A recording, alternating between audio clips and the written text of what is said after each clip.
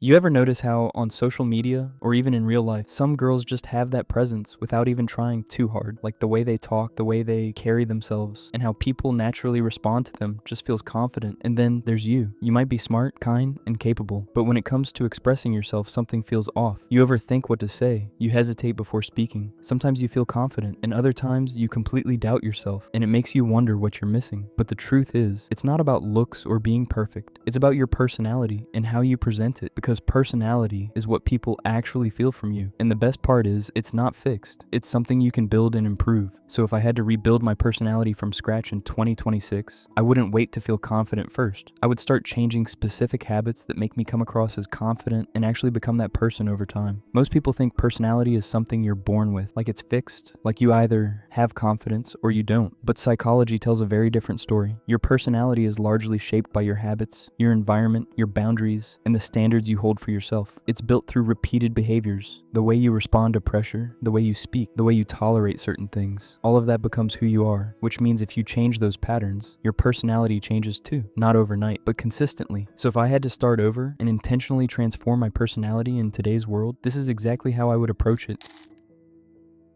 The very first thing I would focus on is something most people underestimate, but it changes everything: how you see yourself physically and how you present yourself to the world. Because whether we like it or not, your brain uses your body and appearance as evidence of your identity. If you constantly show up looking tired, unprepared, or careless, your mind starts associating that with who you are, and that affects how you speak, how you carry yourself, and what you believe you deserve. But when you start taking care of your physical appearance in a consistent, intentional way, something shifts internally. This is called identity reinforcement in psychology. Your actions start feeding your self-image. It doesn't mean becoming perfect or chasing unrealistic standards. It means becoming intentional, moving your body regularly, not just for looks, but for how it makes you feel mentally stronger and more in control. Eating in a way that supports your energy so you're not constantly drained or sluggish. Dressing in a way that reflects self-respect, not just comfort or hiding. Paying attention to small details like grooming, posture, and even how you smell. These things might seem surface level, but they're not. They send signals to your brain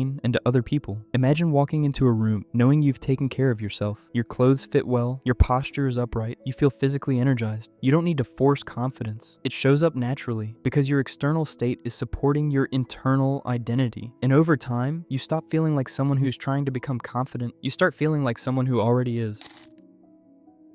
The next thing I would quietly focus on is how I respond to my own emotions, because this is where most personality problems actually start, not outside, inside. A lot of women are highly emotionally aware, but not emotionally regulated, which means you feel everything deeply, but you don't always know how to manage those feelings in the moment. So what happens? You overreact in situations that don't need that level of intensity, or you shut down completely when something feels uncomfortable, or you spiral into overthinking after small interactions. And over time, this creates a personality that feels unstable, even if you're not trying to be. The shift here is simple but powerful. You stop identifying with every emotion you feel. Instead of thinking, this is who I am, you start thinking, this is just something I'm experiencing. That small gap changes everything, because now you can choose your response instead of reacting automatically. Something I would completely change is how I say no, because a lot of women don't struggle with boundaries. They struggle with the guilt that comes after setting them. So what do? You over-explain, you justify, you soften everything so much that your no almost turns into a maybe, and people pick up on that. Psychologically, when you over-explain, you signal uncertainty, and when people sense uncertainty, they push. A strong personality doesn't come from being harsh, it comes from being clear. Simple responses like, I can't do that, or that doesn't work for me, are enough. One of the most underrated parts of personality is how you speak, not just what you say, how you say it, your tone, your pace, your clarity. Many women unintentionally soften their communication too much. They add fillers like I think, or maybe, or I'm not sure, but it seems harmless. But psychologically, it reduces perceived confidence. If I were rebuilding my personality, I would train myself to speak more directly, not aggressively, just clearly. Here's something I would unlearn completely: the need to be validated. Because when your personality depends on external approval, it becomes unstable. You feel good when people praise you. You feel unsure when they don't. That's exhausting. Quiet confidence works differently. It's internal. It comes from knowing your values and acting in alignment with them.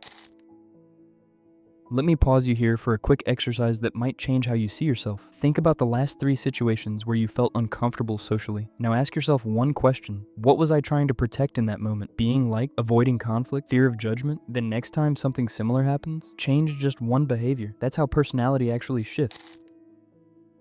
One pattern I would slowly start breaking is the habit of people pleasing. Because at first, it doesn't even look like a problem. It looks like being kind, being understanding, being easy to be around. You say yes when someone asks for help. You agree even when you're not fully convinced. You avoid saying things that might create tension, and people appreciate that. But over time, something shifts. You start noticing that your needs come last. You feel drained after certain interactions. You replay moments where you wish you had spoken differently. You realize you're being liked, but not fully respected. That's because people pleasing is often not about kindness. It's about avoiding discomfort. Psychologically, it comes from wanting to be accepted and not rejected. So your brain chooses the safer option, even if it costs you your authenticity. If I were rebuilding my personality, I wouldn't try to completely change overnight. I would start noticing where I say yes when I actually mean no, where I laugh at things I don't find funny, where I stay quiet just to keep things smooth, and then I would slowly start correcting those moments. Not in a dramatic way, just small shifts, saying, I'll think about it, instead of immediately agreeing, letting a moment of silence happen instead of filling it, expressing a different opinion calmly. And over time, that changes how people experience you. You stop being someone who adjusts constantly and start being someone who feels real.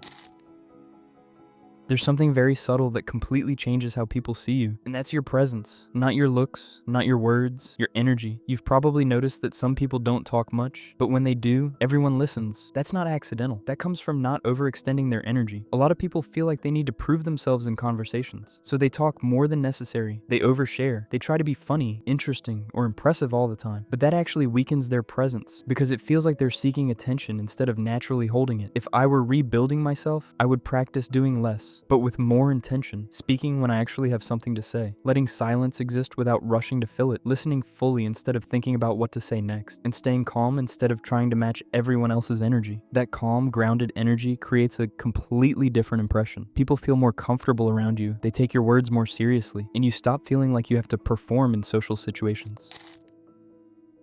One of the most important shifts I would make is how I treat myself when no one is watching, because your personality is not just what people see, it's what you reinforce daily. If you constantly break promises to yourself, your self-respect slowly drops. You say you'll wake up early, but you don't. You say you'll take care of your health, but you delay it. You plan things, but don't follow through. And each time that happens, your brain registers something. I don't fully trust myself. That feeling carries into your personality. You hesitate more. You doubt yourself more. You feel less solid. So instead of trying to change everything at once, I would focus on small, consistent actions, doing what I said I would do, even when it's inconvenient, even when no one is watching. Because discipline is not just about productivity, it's about identity. When you consistently show up for yourself, you start seeing yourself differently, and that naturally reflects in how you speak, act, and carry yourself. At the end of the day, personality is not something you wait to develop. It's something you build through small, repeated actions, through how you show up, how you respond, how you treat yourself. You don't need to become someone else. You just need to become more intentional about who you're becoming, because the version of you that feels confident, respected, and in control is built